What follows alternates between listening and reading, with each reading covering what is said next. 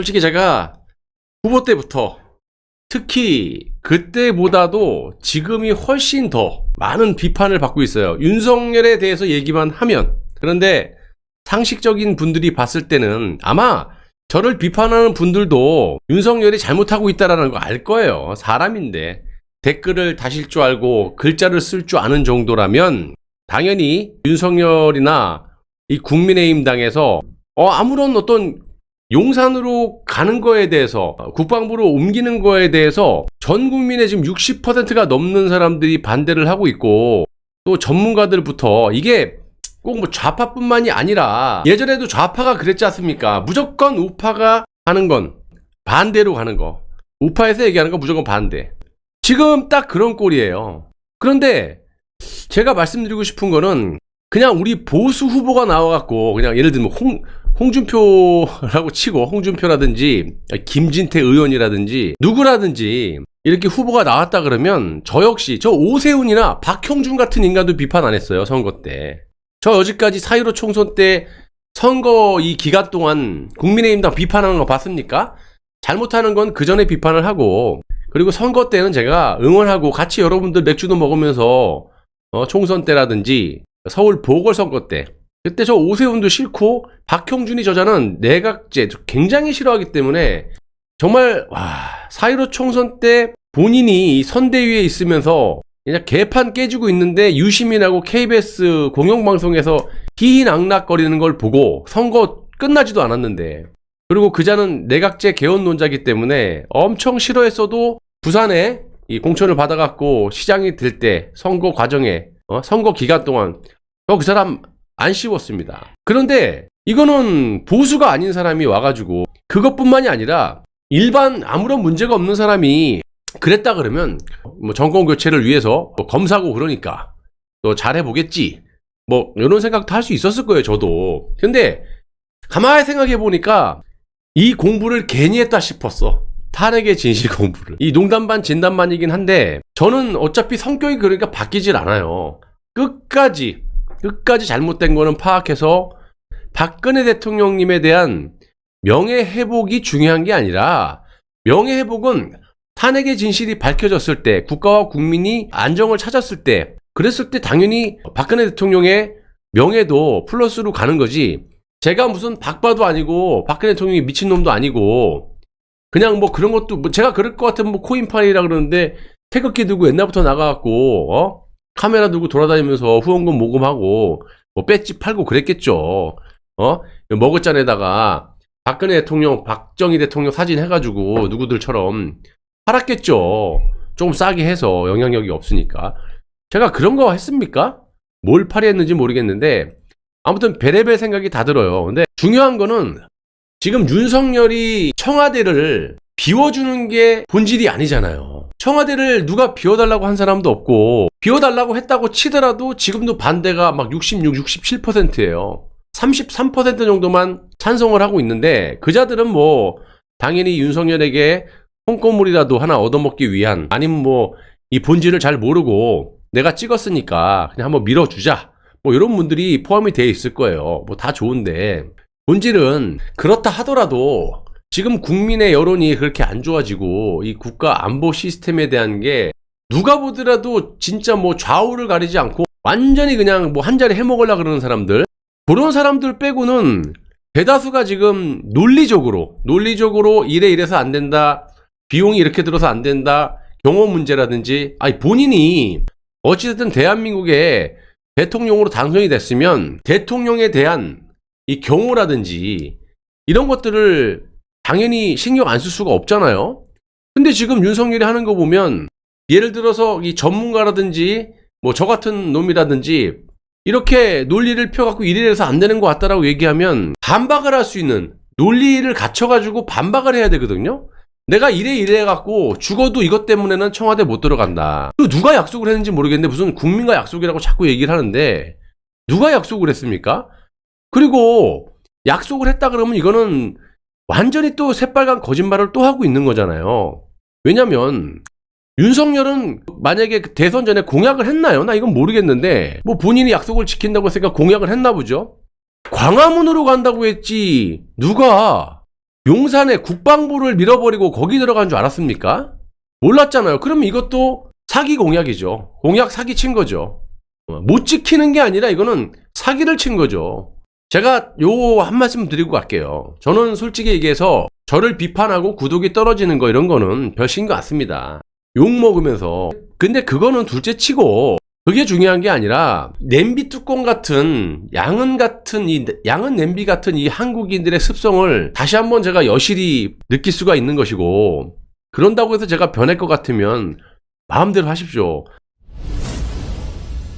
다만 제가 곰곰이 생각을 해봤는데 내가 그분들을 미워할 필요가 뭐 있어요. 그분은 나름대로 주관적인 논리가 있는 거고 또 개인적인 성향이나 취향이 있는 거고, 그렇지 않아요? 사기치는 거 좋아하고 무대뽀로 막 이러는 거 논리도 없이 이러는 거 좋아할 수도 있는 거고, 제 아는 사람들도 이재명 이 또라이 같아도 좋다고 이런 사람도 있는데, 그러니까 천차만별이니까 그거 갖다 뭐라 그럴 수는 없는데, 한 가지 말씀드릴게요. 말이 되려면 논리가 있어야 되는 거고요. 반박을 할 수 있는 논리가 있어야 되는 겁니다. 그리고 말로만 국민 거리는데 본인에게 이로울 때만 국민을 팔아제끼는, 청와대 누가 주라고 그랬습니까? 국민과 약속을 지키겠대. 그러면 이거 말고 다른 공약은 약속은 왜 안 지킵니까? 대통령이 이 말했다 저 말했다 국민 위해서 말이야 국민한테 사기나 치고. 일단은 대표적으로 지금 이 대변인이죠. 김은혜 대변인, 이것도 얼마나 윤석열에게 줄 서려고 진짜 정말 저도 좌파 까고 싶어요. 제가 옛날에 좌파만 깔 때는 빵시기가 좋았다가 보수를 왜 까냐. 그래서 싫다면 얼마든지 가셔도 좋습니다. 앞에 있는 적보다 뒤에 있는 적이 더 무서운 거예요. 여러분 저랑 입장을 바꿔놓고 생각해 보세요. 뒤에 있는 아군이라고 하는 것들이 뒤통수를 노리고 있는데 뒤통수에 눈 달렸습니까? 앞통수는 항상 보여요. 저 좌익들이. 근데 뒤에 있는 것들은 안 보여. 이것들이 다 뒤에 있는 것들이에요. 뒤통수를 저렇게 까고 있는데, 그리고 이거는 나라를 조금씩 망쳐먹는 게 아니라 국가 안보를 그냥 임기 시작도 전에 벌써 이렇게 말아먹으려고, 시작부터 국민의 이 여론을 무시하고 이러면 되겠습니까? 자 보세요. 대표적으로 500억이면 된다라고 그렇게 바닥바닥 우겼던 게, 나는 솔직히 국민의힘당은 이제 천공수님 때문에 천공의 힘이라고 부르고 싶어요. 좀 이따 또 말씀드리겠지만 그 천공스님의 힘이 대단한 것 같아요. 국가를 좌지우지하는 것 같아. 윤석열 김은혜 대변인, 결국엔 이 여자 대변인 됐죠. 합참 남태령 이전 비용, 국방부를 합참으로 밀고 합참이 또 밀려나는 거잖아요. 남태령 쪽으로. 근데 여기 밀려났을 때 합참을 비워주고 가면 거기에 대한 쓸 수 있는 공간이 있어야 되는 거 아닙니까? 그런데 그것도 없어. 그래서 500억이면 충분하다고 해서 제가 뭐라 그랬어요. 이거는 그냥 단순히 이삿짐 센터 비용이라고 말씀드렸잖아요. 이거 새빨간 거짓말이다. 근데 그저께까지 그래놓고 어저께 바로 또 손바닥을 홀딱 뒤집어 갖고 1200억이 들어간다. 그것도 합참만 옮기는데 이전 비용만 1200억 원. 하나부터 열까지 말이 안 되는 거고. 봐봐, 지네들이 필요한 것만 약속 지킬 것 이러는 거예요. 다 거짓말 치고. 자, 어제 얘네들이 그동안 얘기했던 게 공약이라고 저는 뭐 보지도 못했지만, 얘네들이 말하는 게 국민과의 약속거렸다는 게 청와대를 비워주고 광화문 시대를 열겠다라고 했잖아요. 그런데 어저께 이 김재원이가 변명하다 보니까 이 스텝이 꼬여가지고 실토를 해버렸잖아요. 용산 집무실 선거 때는 논란될까봐, 그러니까 지금과 같은 상황이 벌어질까봐 그때는 광화문이라고 거짓말을 쳤다. 이게 지금 논란이 또 돼요. 얘네들이 예를 들면 뭐 김용현이라는 그 청와대 경호실장의 말을 들었다. 그러니까 당선된 후에 국방부를 옮기면 어떻겠느냐. 그래서 3일 만에 논의를 해갖고 됐다? 그렇게 버티다가 어저께 갑자기 실토를 해버린 거예요.